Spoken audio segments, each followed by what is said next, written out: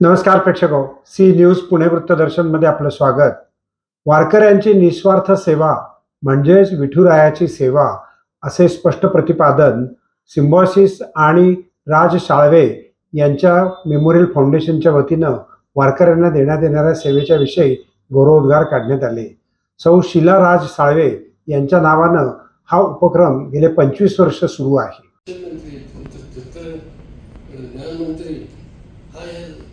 प्रमुख पौर्णिमा म्हणून झाले हाही दादा मी तुकाराम ज्ञानेश्वराचा आशीर्वाद समजतो. कारण काय म्हणजे एका महत्त्वाच्या वेळी कोण प्रमुख पौर्णिमा होते आणि यावेळी दवाखाना वारकरी दवाखान्याचा इतिहास जे जाईल त्यावेळी आजचा हा समारंभ आणि आजचे हे प्रमुख पौर्णिमे त्याच्यामध्ये निश्चित सुवर्ण पानावर उल्लेख केला जाईल. आणि म्हणून दादा मी तुमची खरोखरच मनापासून म्हणतो, दोन्ही ट्रस्टतर्फे म्हणतो आणि तुम्हा सर्वांना शुभेच्छा देतो. धन्यवाद. तर आपल्याला माहिती आहे की ज्ञानेश्वर माऊलीला आणि तुकाराम महाराजांना पंढरीच्या दर्शनाला जायचं. मग त्या काळात स्वाभाविकपणे ते बैलगाडीतून जात असतील, पायी जात असतील. मग करता करता करता एक माणूस गेला की त्याच्यावरून थवा जातो, आम्ही पण येतो. असं करता करता करता दोन्ही पालख्यांची ही वारी 18 लाख वारकरी घेऊन पोचतात. गेल्या वर्षी मी सोलापूर जिल्ह्याचा पालकमंत्री होतो. सोलापूर जिल्ह्यात पंढरपूर येतं, या सगळ्या व्यवस्था माझ्याकडे होत्या आणि त्या व्यवस्थांमध्ये मी त्यावेळेला आग्रह धरला की एक वारकरी काउंट झाला पाहिजे. त्याची खूप चांगली सिस्टीम आम्ही लावली, टेक्नॉलॉजिकली लावली की ज्याच्यात प्रत्येक फुटप्रिंट काउंट केला गेला. तो 18 लाख होता.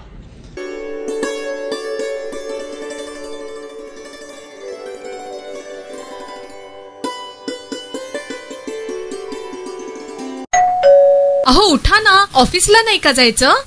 अगं मला आज फ्रेशच वाटत नाही, काही करायची इच्छाच नाही. अहो मग तुम्ही आजपासूनच न्यू युनायटेड फार्मसीचे गुड मॉर्निंग चूर्ण घेणं सुरू करा. अपचन, मलावरोध, बद्धकोष्ठ, आम्लपित्त आणि पोटाच्या तक्रारींवर खात्रीशीर आयुर्वेदिक उपाय. गुड मॉर्निंग चूर्ण. 35 वर्षांपासून सगळ्यांच्या पसंतीचे गुड मॉर्निंग चूर्ण औषधांच्या प्रत्येक दुकानात मिळते.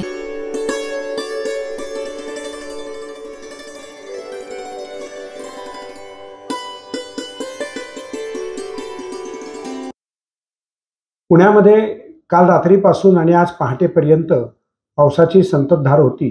पुणे शहरात होती तशीच ती धरण क्षेत्रामध्ये सुद्धा होती. पुढील 3 महिन्याचा विचार करता पावसाळा आहे, त्याकरता धरणातनं पाण्याचा विसर्ग केला जावा अशी सातत्यानं भूमिका असते आणि त्या भूमिकेला आधारून संरक्षक उपाय म्हणून 1920 क्युसेक्स पाणी आज खडकवासला धरणातनं नदीत सोडण्यात आलं. त्यामुळे नदी किनाऱ्यापर्यंत पाणी पोहोचलं.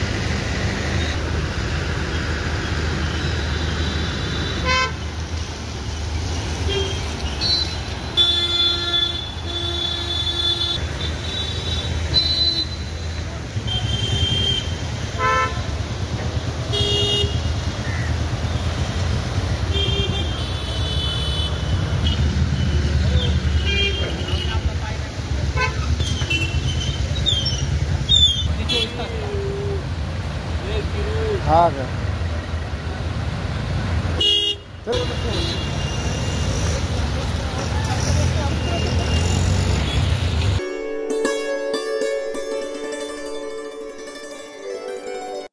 मुळशी खोरे हे स्वराज्य आणि स्वातंत्र्यासाठी लढणारी प्रेरणाभूमी आहे असे प्रतिपादन शरदचंद्र पवार यांनी एका कार्यक्रमामध्ये केले. खरोखरच मुळशीचा सत्याग्रह हा देशातला एक आगळा वेगळा सत्याग्रह म्हणता येईल.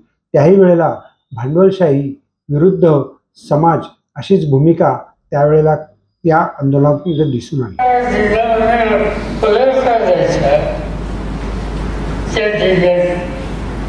यांचा जन्म झाले. अशा काळामध्ये त्याचा उल्लेख साने केला जातो.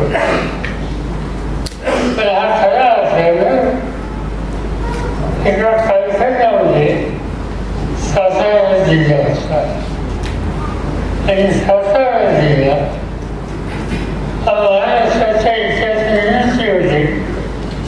अत्यंत मुलाची कामगिरी करणारा हा जिल्हा संस्थेच्या कामगिरी त्यामध्ये असो किंवा स्वातंत्र्याच्या चळवळीमध्ये ब्रिटिशांच्या विरुद्ध संघर्ष करणारा हा कार्यक्रम असतो. आणि अशा भूमीमध्ये ज्यांचा जन्म झाला या दोघांनी महाराष्ट्राचा खरा इतिहास जनतेच्या समोर मांडण्याचा प्रचंड योगदान दिले.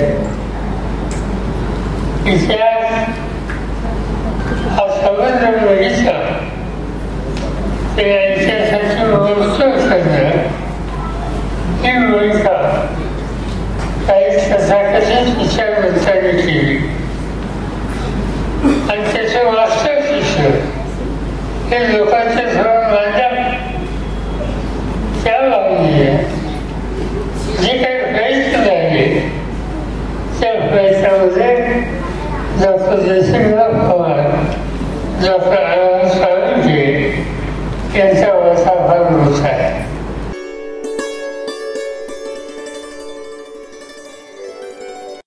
वारीची दखल सर्वच राजकीय पक्ष, पोलीस, प्रशासन आणि आपण पुणेकर घेत असतो. नीलम गोरे, रुपाली चाकणकर, चंद्रकांतदादा पाटील यांनी वारीच्या संदर्भामध्ये आढावा बैठकही घेतली. महिला आयोगाच्या वतीनं रुपाली चाकणकर यांनी आणि नीलम गोरे यांनी महिलांकरता वेगळ्या प्रकारच्या काही गोष्टींची मागणी केली.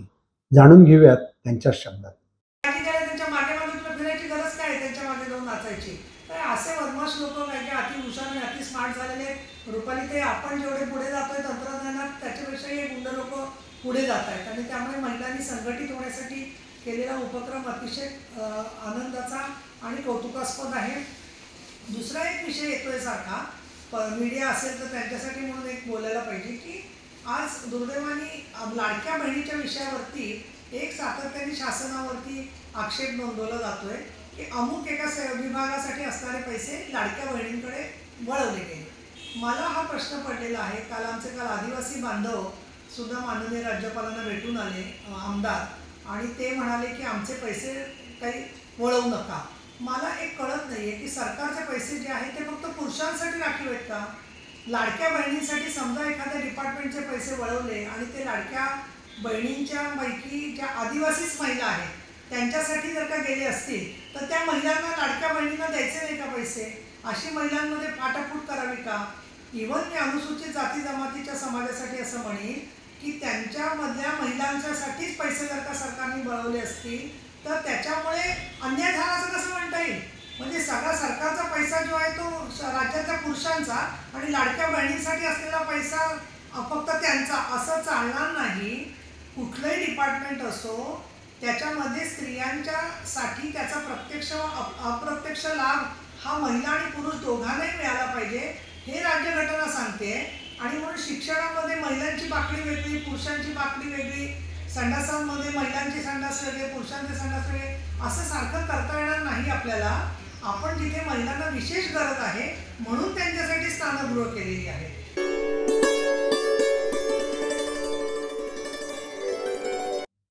नमस्कार प्रेक्षको, सी न्यूज पुणे वृत्तदर्शनमधून संपादकीय डॉक्टर शैलेश गुजर.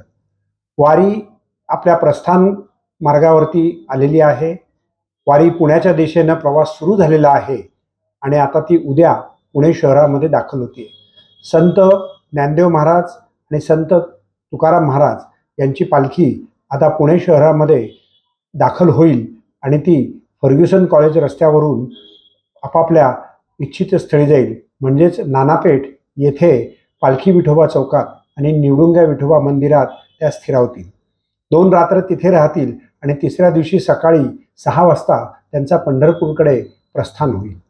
प्रेक्षको, चेंगराचेंगरी, पाऊस, कोविडची शक्यता, प्रशासनाला असलेला ताण, अतिरेकी कारवाया, त्याचप्रमाणे गुन्हेगार प्रवृत्तीची लोक यात्रेमध्ये खूप असतात. तेव्हा आपण सुरक्षित राहा आणि वारी पहा.